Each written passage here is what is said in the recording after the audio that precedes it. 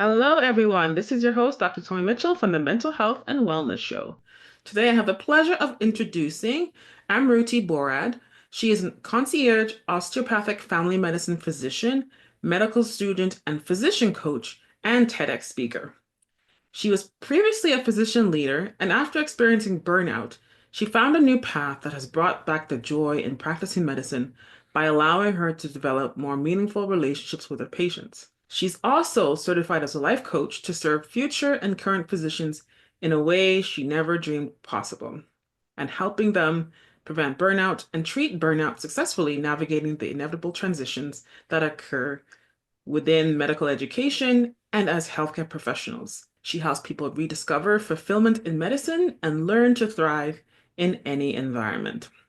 With no further ado, welcome to our show. Thank you so much for having me. My pleasure. It's great that you're here talking about one of my favorite topics, burnout. And also, we're both physicians, so we see how prevalent this problem is in the healthcare community, but also in other industries as well. Physicians are not unique to experience this joy of burnout. Is there anything you'd like our listeners to know about you so they can understand where you're coming from? Yeah, sure. I essentially I burned out twice in my career, and it was later in my career, so mid-career, and I never expected to. And at some point, I even thought about leaving medicine, which I never expected to either. Mm. So I was just going to share my journey through all of that and what happened before. And some of the things I wish I would have done, some of the support that I wish I would have had, so that anybody that's listening, if the story resonates with them or they're wondering if they should ask for help, that maybe it motivates them to do the same. Yeah. Got it. Well, I appreciate you being open and basically vulnerable because let's face it, as physicians, we pride ourselves on being Teflon person, unstoppable, Yeah. Superman, Superwoman, tough, strong, and acknowledging that you're quote unquote burnt out is a big step. So tell me a little bit about where you were, what point in your career. Now you said mid-career, but mid-career is different for every person. Some people mid-career is only Yeah. 5 years, some is 20 years. So how many years in were you when you first had burnout? I would say 6 years. So I guess it's like the in between of early to mid-career. Depending on where you are, Is right? when it happened. Yeah, it Some depends people on are in their 60s, 70s practicing medicine. So that's why. Right. exactly. So 6 years in. Okay, tell me what happened. So essentially, I had gone from doing academic medicine and transitioned into non-academic medicine. And that was a big transition for me. I was working for UCLA. I thought I would spend my whole life in academics. I loved being an attending once I got to that point. Um, and then I transitioned to this non-academic practice at UCSD, UC San Diego. And I was in the beginning, I was nervous about it. I actually started volunteer teaching just to make sure that I kept up with that, and that I did something that I really enjoyed. But eventually, the practice kind of focused around patient efficiency. And I really started to enjoy it, just focusing on my patients. And I had never really thought about leadership that much, but the place I went was a brand new clinic, and a leadership opportunity started to arise. So I ended up working with our COVID team, where we would essentially take care of all the COVID patients, and then expand to staff and different organizations within San Diego. And that's the first time I burnt out, because I was on this team and I feel like I worked almost every single day, right? You're doing your normal job. Our clinic never closed. And then on the weekends, you're calling people, talking to them about their symptoms. And this is when COVID was really scary, in the Yes. sense that we just didn't know what was going on. So there's like that added stress. And finally, I had to exit from doing the COVID work, because I just realized, like, wow, I'm really burnt out. I've never felt this way before. I was just, we talk about what does that mean? I was emotionally exhausted, feeling like no time to do anything and so much to do, which students tend to feel more than others, I think. And then feeling depersonalized, meaning cynical, right? Nothing I do matters anyway, so why am I here? And Yeah. then that like reduced sense of accomplishment, where you feel like you're not good enough. I don't think I belong here. So just recognizing that, and I had friends that pointed that out to me that, wow, you look like you're not doing well. Hmm. And I'm just someone that's very calm and neutral. So, like, for someone to notice that something's wrong, that means there's something wrong. So that's when I got rid of that job and I ended up getting promoted to our clinic medical director, which I really enjoyed. Lots of different projects I got to work on, and you make an impact in a different way. And then shortly after that, I became the wellness director for our department. And that was my favorite part. It was, I got to create a wellness program for our department, and really enjoyed that. And then I burned out again, which I did not expect to do. And it was because patient volume was rising and I had limited access because I'm doing admin work. And then I said yes to every project. And then I created projects I shouldn't have created.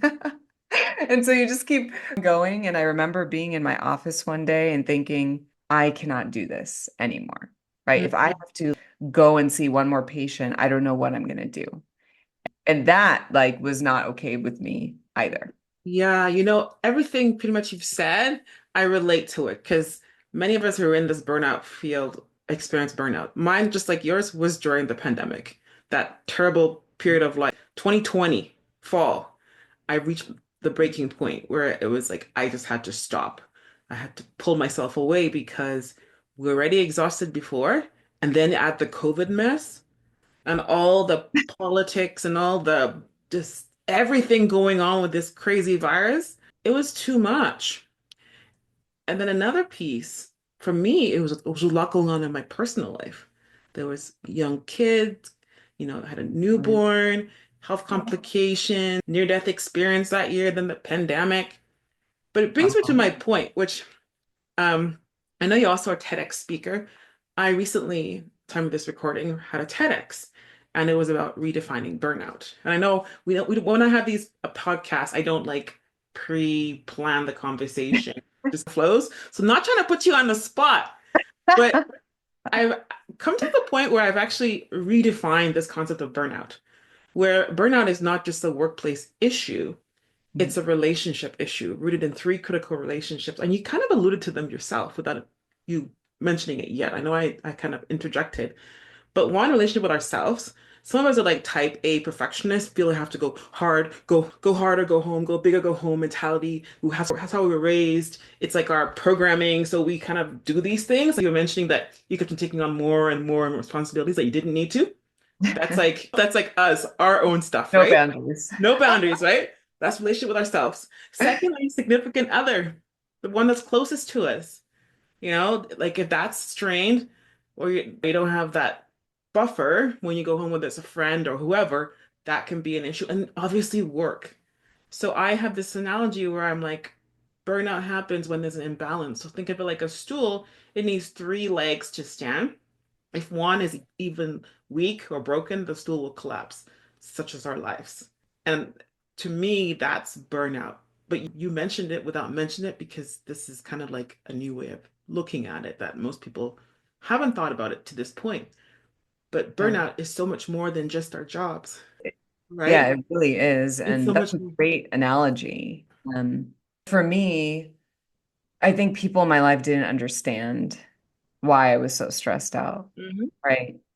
And it's all about perspective. If you're not in, and I can understand their perspective, if you're not actively working in healthcare during that time, Yes.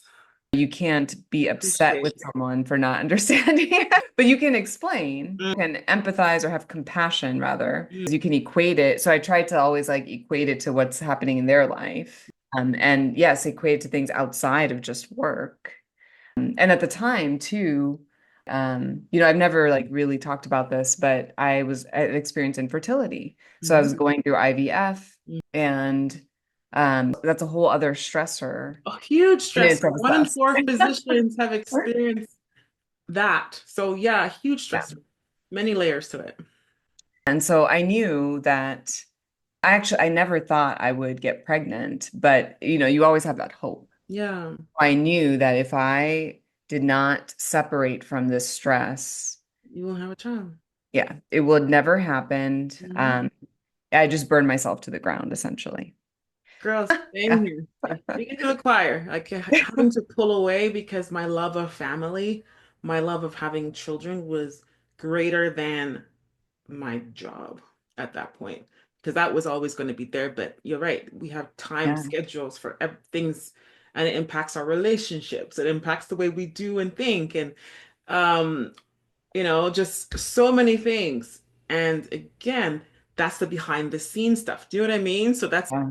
the personal stuff that impacts our professional careers. It may show up at work, but really, when you look at it, there's so many layers. And we have to recognize as humans, we are relationship oriented. We designed to connect. And we all have our dreams, as many of us, as women, it's to be a mother. It's great. Our patients are coming with their kids, and the second and the third and the fourth and the fifth, and they're like, "Oh, I get pregnant when I just look at a man." Like, but then you're as a physician, you're looking at them like, "That's great." I know you could do, and that's the other thing.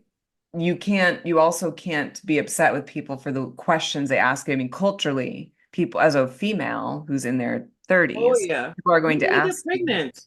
You don't have yeah. kids now? You don't want kids? Oh, you're too busy. You love your job too much. So many of my older patients, like, what's taking so long? What are you Hmm. waiting for? And I used to get so hurt by these comments until I Hmm. understood that there's just a lack of education. It's a cultural thing, Hmm. and you just can't, you kind of have to let people be who they are and Hmm. and kind of figure out like who you can educate about these things and how you're going to say Yes. it. And I love how you Especially the said patients. exactly, because you said who you can educate about these things and some that you can't. And that's a reality in life. There are some people that no matter how much you explain to them, they don't either want to understand, they're not going to understand it, they just don't really care. Yeah, And that's the reality of life. exactly. Very powerful. So, like, again, yourself is like this achiever, because, becoming a physician is a lot of work from Yeah. pre-med to medical school to residency to am I do a fellowship or not do a fellowship? Do I subspecialize? Do I not subspecialize? Plus, by the time you're done, most people are in their late 20s, if they're lucky, or in their 30s, 40s, some even later, right? So, the career is not easy. And to physicians listening, or those who know physicians, or maybe they have a family physician or a specialist in their life, like show some empathy. There's so much that happens behind the doors that you don't understand. I don't know about you, but I remember when I was reducing my workload, patients would come up to me and be like, "Oh, so you're quitting or you're leaving us now?" Or like you're just total guilt trip. Like sometimes it was just outright blatantly rude.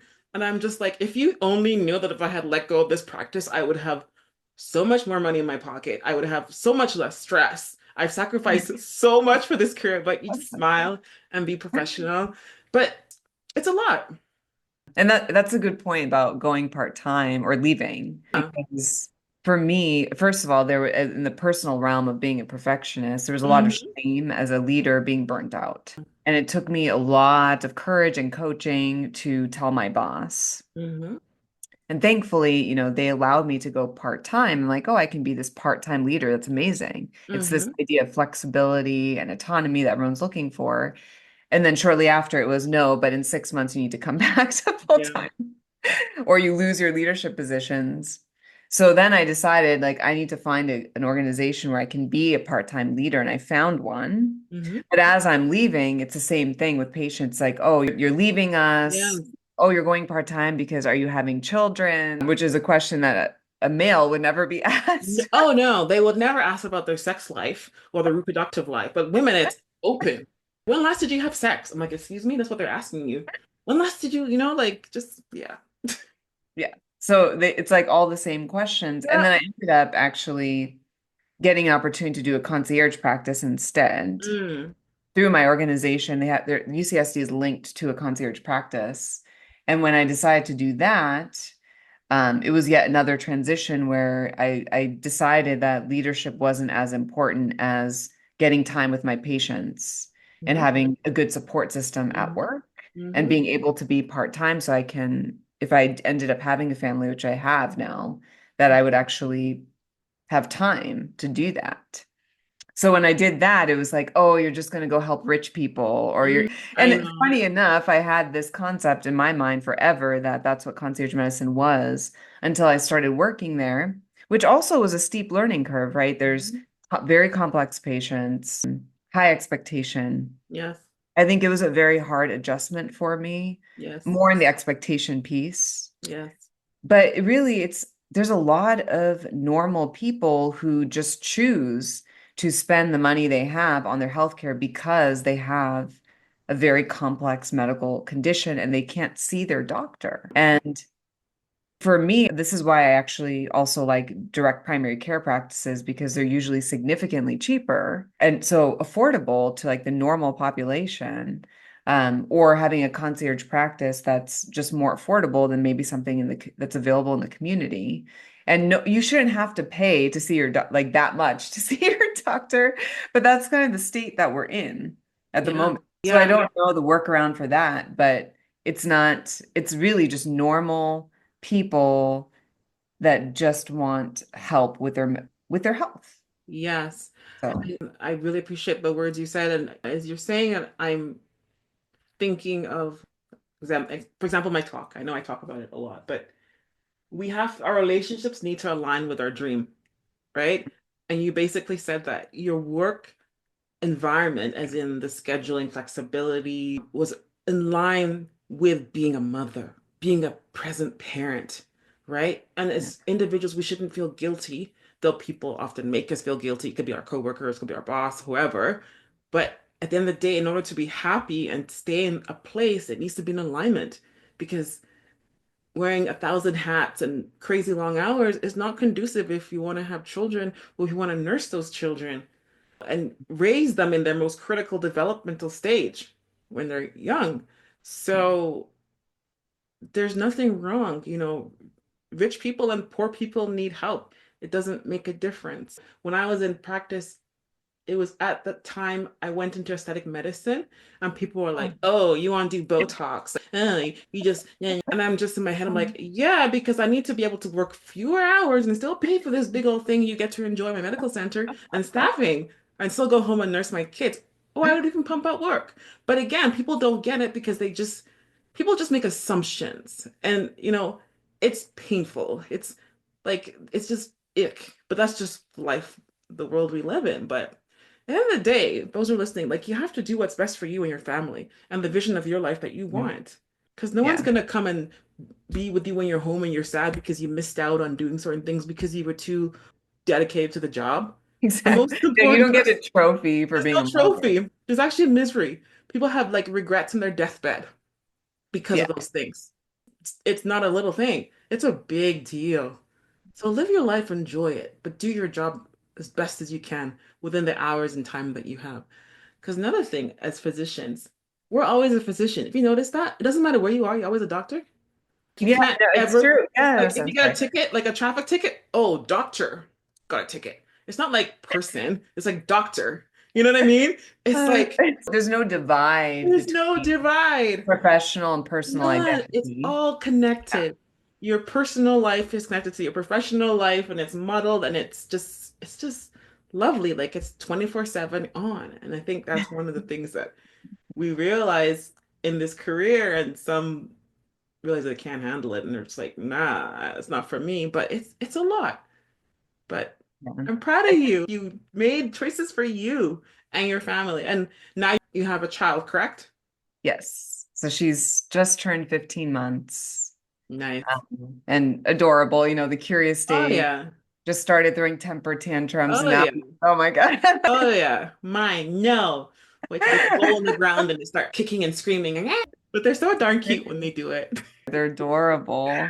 And it kind of like, yeah, you were saying like your personal and professional life bleed together Mhm. because like you said, you get to make a choice. And I think as a physician, you don't realize because medicine is so like top down Yes.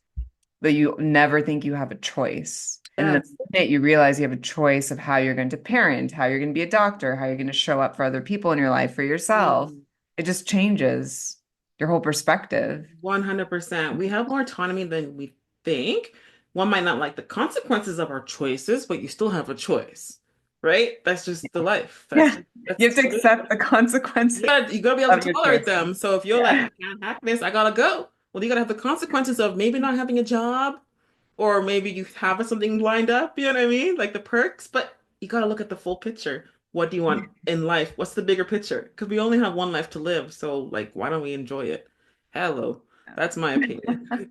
You want to have that freedom. Everybody wants. Yeah, exactly. And then when you get older, you want to be surrounded by the people that you love, those relationships. Yeah. For those of us that want kids, like our kids, and maybe future grandkids, and if you bless, great grandkids. But most doctors were older when they first had kids, so usually they stop at the grandkids. But you know what I mean? Keep my expectations low. Yeah, exactly. Like, maybe if I was 20 when I first had my kid, which I wasn't, um, that would be more realistic. But hey, I plan on living past 100. I really do, with my full cognitive function, able to walk and talk. That would be amazing. It would be. Yes. Anyway, so back to questions. So obviously you said you've been on this journey, you've been burnt out multiple times, twice, and you recognize those times. That being said, I'm sure many of us were burnt out long ago, but we didn't accept it because what do? We push through. So it's like Yeah. acute on chronic burnout. You know what I mean? Like Yeah. underlying kidney disease, or acute, renal failure. No, that's very true because I did burn out in med school when my third year when I Yeah. thought about leaving to become a teacher. And I ended up reaching out to a mentor of mine. And this is just to show the power of mentorship, Yes. the power of just reaching out to one person, Mm, sharing something with you that kind of keeps you on the right path. yes. So I email her saying that, hey, I'm thinking about quitting. I think I'm going to be a teacher. I'm going to go back to school to be a teacher. And she was like, whoa, you're at the end of your third year. You're almost done. Mhm. Have you thought about just education as a physician, meaning just become a physician and then teach at a medical school? She's like, you're so close. Don't do that. And then I had my family who was saying, "Hey, you're the type of person like you're very thoughtful about your choices. A long time to decide to be a physician in the first place, knowing you're going to regret it if you just walk away when you're so close to being done." And so those two things kept me going. And then I burned out again, probably sometime in residency because Mhm. it's so overwhelming. And medicine is so dynamic, nothing Mhm. stays the same. And you literally go through hundreds of transitions from med school to end of fellowship. Oh, yes. And it's like to your point, it's not just all the transitions of the training. It's actually all the transitions that happen in the background. You're in your 20s, 30s, having Mhm. families, people, Mhm. just so much going on in the background Mhm. that it's just like a recipe for burnout. Disaster. Oh, of course. 100%. It is the Like you perfect have to be storm. like superhuman to have not burned out at least once in Yeah, your exactly. And the thing is, oh, just because one is not aware of the burnout doesn't mean it's not happening, right? Some people are chronically burnt out, and you can tell because they're often very miserable, hot-tempered, don't give a flying hoots. You just like, ooh, probably are burnt out, but maybe if they're not addressing it or have Yeah. the tools. But like mentorship, that guidance that you had was priceless. I'm happy that your family were so intuitive and like knew, like, look, you work so hard. We know you. We have faith in you. You can do it. And then your mentor also encourage you too. And Yeah. it's interesting how you talked about that point where you're like, okay, clinical versus administrative medicine. I was actually writing an article just about 2 hours ago before this recording, and I was talking about the many forks in the road. It's like you can go here, you can go there. And even if you go clinical, it's like, okay, what specialty am I going to specialize? So there's all these steps. And even if you go non-clinical, there's these steps. It's a journey. It's not linear, but it's okay. You go on the road you want to go on because they all can lead to happiness. They all can lead to you reaching your goals, right? Feeling fulfilled. Because we didn't sign Yeah. up for this career to have a miserable life. We're not martyrs. No, no, no. I'm not. No. I'm not martyring myself for this job. For my kids, yes, but not for this. I think the biggest thing I've learned is that, and I wish I would have known this early in my career, is that you have to be okay with uncertainty. Yeah. Yes. Like this is 100%.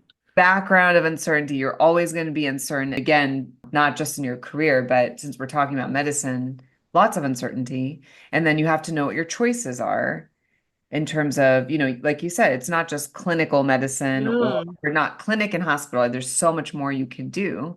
So Yes. know your choices. And then how do you leverage your uncertainty at an individual level and then an organizational level? Yes. It's so interesting you said that. One of the ladies at the TEDx I went to, Rosalind Fung, she actually spoke about leadership, leaders embracing uncertainty. That should be, you should listen to it. It's amazing.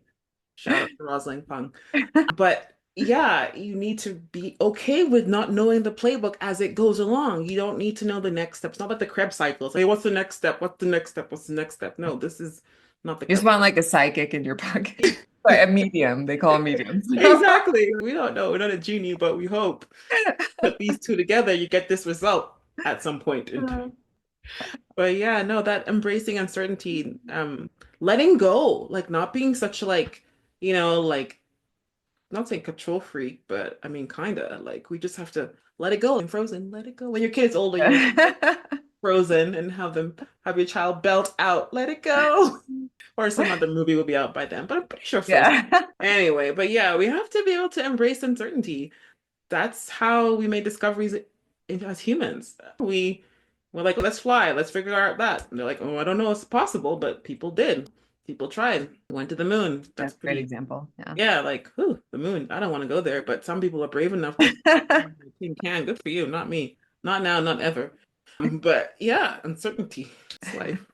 That's amazing.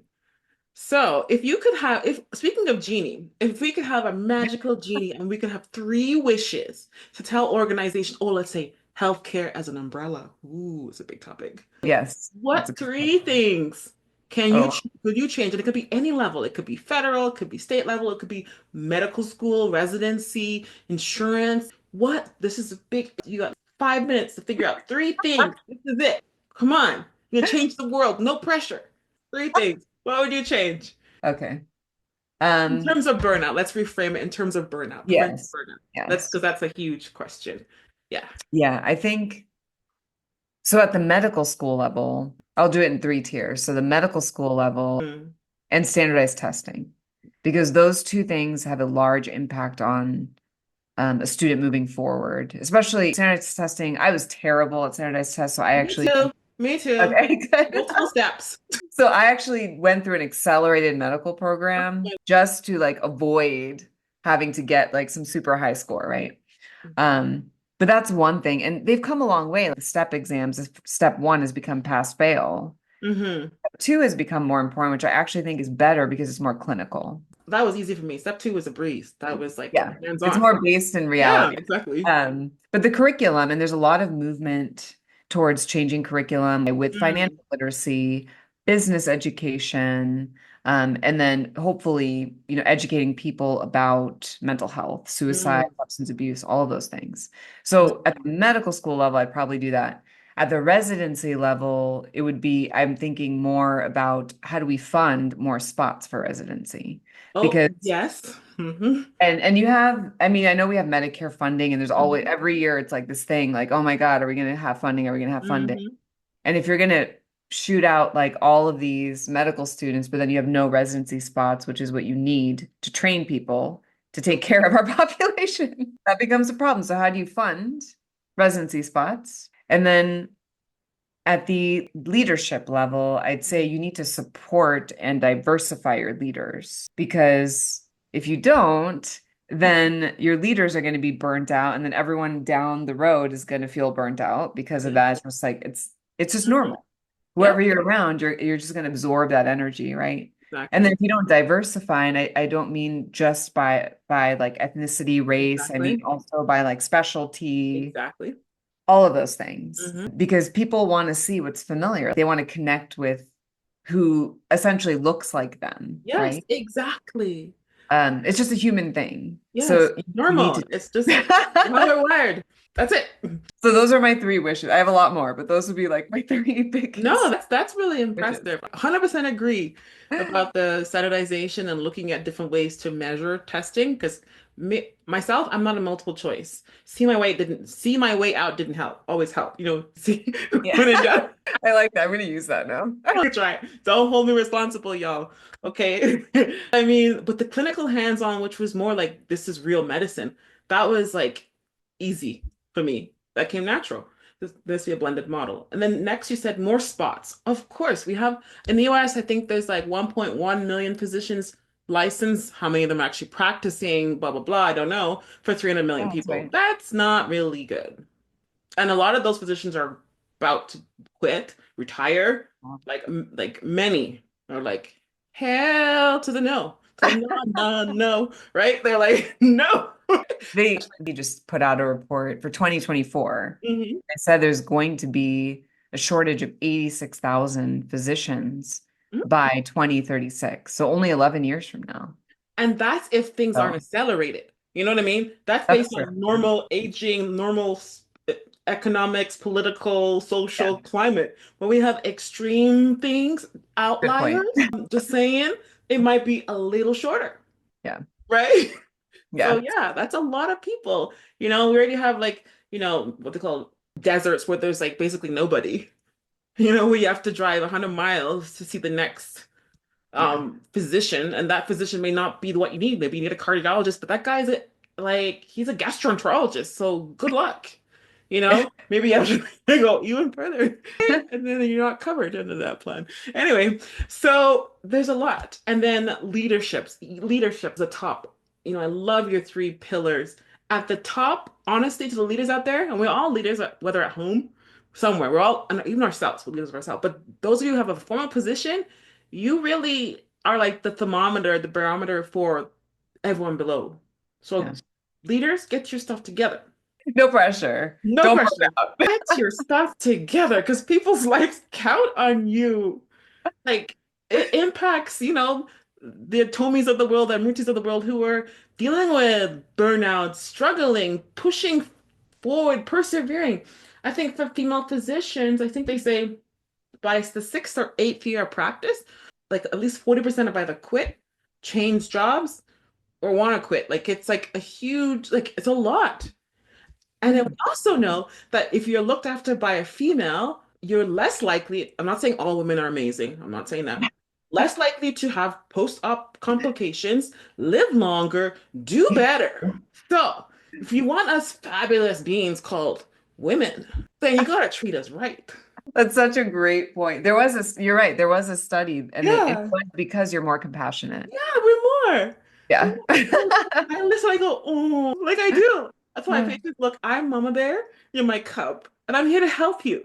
But just like Mama Yeah. Bear tells her cub to get in line when they need to, I'll be that Mama Bear. But when I need to defend you, I'll be fierce. I go to bat for you. I will call whoever I need to call to get stuff done. Right? But it's Yeah. like, are you okay with that relationship? Good. Okay. There's Yeah. actually a We great I just learned about this guy I found him on Instagram, but he has a podcast. His name is Jefferson Fisher. okay. And he's actually a trial attorney, but he talks all about boundary setting. That's Uh-huh. his specialty. A Mm. lot about boundary setting in the workplace. So Yeah. something that if you haven't checked him out or other people that are listening haven't checked him out, I've found it very useful. Mm. It's huge. It's important. Yeah. Yeah, I don't know about you, but I lacked boundaries. Not in an unprofessional way, but like, oh, sure, I'll see another patient. Oh, yeah, I'll do Oh that. yeah, yeah. Oh, You're yeah, like I'll a do that. yes Oh, I don't woman. need to eat. Oh, I don't need to pee. What are you talking about? I can go and labor in the office and just work through my contractions. Of course. No. Yeah, boundaries. Mr. Fisher. Yeah, awesome. That's good information. But yeah, boundaries. Your ask. Well, I hope the genie answers your requests. Like I hope so too. to all those people who are listening, those decision makers, take heed. It's what people want. It's what we need. And if we don't, we'll just keep on writing about it and talking about it. Exactly. Because that's what I do. I write and talk. Get on my soapbox and share the word. Like, look, I love healthcare, but it's gotten hell in a handbasket if we don't do something quick. Yeah. And that's actually a good piece of advice, especially for, I work mostly with students. So Hmm. like thinking about students, and if you just write, like even if you don't think anyone cares about what you're saying or people think you're copying somebody, whatever, just Hmm. if you keep writing, you'll get Yeah. better and better at making. Yes. And if you able to be like a little vulnerable, then it will kind of be a positive Hmm. snowball effect. Yeah. Someone will be impacted by your story. And, if you can help one person, great. And a really great way to start is picking one social media platform Hmm.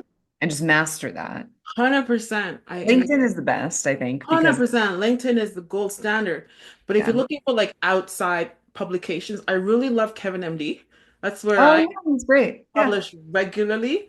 Yeah. And I have been approached, whether by media or somebody's like, oh, I saw your article, even physicians like, this really made an impact. Oh, I saw this. People are listening, right? Yeah. It's going to take time for buy-in. In advertising, they say it takes at least 7 or 8 like impressions before somebody makes a decision to move forward.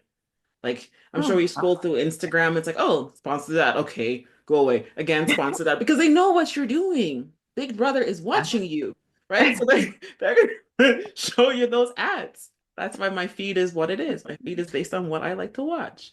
Cat shows and tigers and makeup Gotcha. tutorials. Yeah, I really like lions. Lions, yeah. I've gone down the baby puppy rabbit hole Oh for yeah, it started off a baby puppy, then it was just all things babies, like animal babies. Oh, look at the cub, so cute. But I don't want them close to me because they got nails, like they're gonna be yeah, big. from But afar. yeah, yeah, definitely doom scrolling through that. At least it's positive, It's like, oh, Yeah. that's so I don't know if nice. you can call it doom scrolling then. Yeah, it's But- not doom scrolling. It's like happy. I was like, oh, look at the baby's belly's full of milk. Oh, oh, there. It's all those female hormones. I don't know. But yeah, like, write, and your writing gets better. When I first started writing, kind of sucked. Now, much better. And some pieces are better than others. And that's okay. Just Yeah. put it out there. It's free. Social media. Amplify good things. Yeah. The first video I ever posted was upside down. And Hey, I didn't even know, one of my girlfriends like texted me. She's like, your video is upside down. well, I remember one of the first videos I put on Instagram, like I didn't put the measurements right. So all you really saw was like my chin down, I think to my tummy, and I was like, oh, it's not.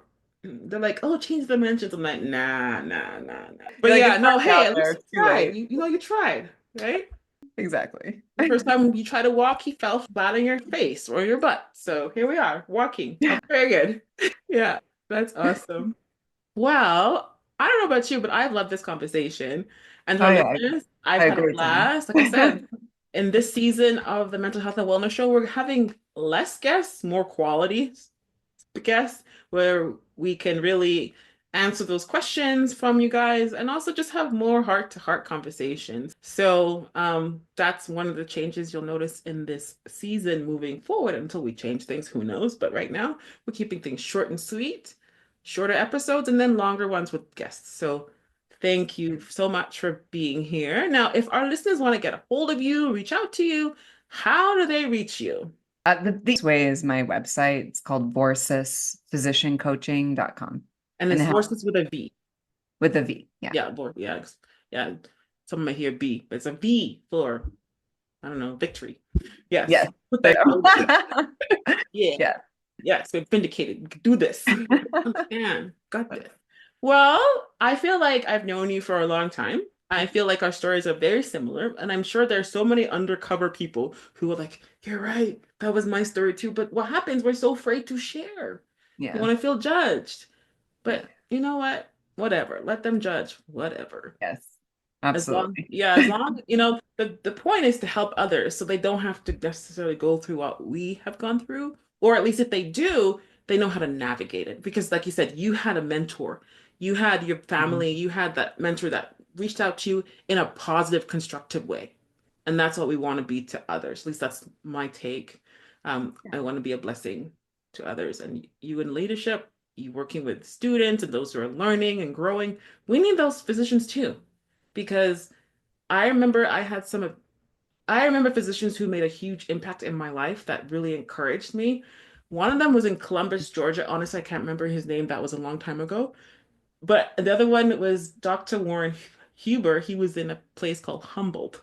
It's in Canada. He Oh, was okay. also influential to me and said, "You did amazing." Like he encouraged me more than my own residency program. So there you go. People Uh-huh. do make an impact, and it can make a difference between somebody staying in a field or not. And in some more extreme cases, someone staying on this earth or not. You know what I mean? Because Yeah, that no, whole very issue of, true. death by suicide is another Yeah. huge topic that unfortunately plagues a lot of physicians. Like we have very high suicide rates. So that's another story anyway. But there's reasons behind that. Sometimes we eat our young. Just kidding, but we do. Sometimes in healthcare, which is bad. We need to Um, stop that. That's a good yeah. topic to talk about maybe another time. But anyway, I'm rambling here, but you my point. But to our listeners again, thank you for being here. Thank you for sharing your most precious resource with me. Your time, I don't take it for granted. And if you like this episode, please share. If you know someone who's can relate to this, doesn't they don't have to be physicians, they just have to be a human being. Please share, and spread the word to make this world a better place. Until next time, this is your host, Dr. Tomi Mitchell from the Mental Health and Wellness Show.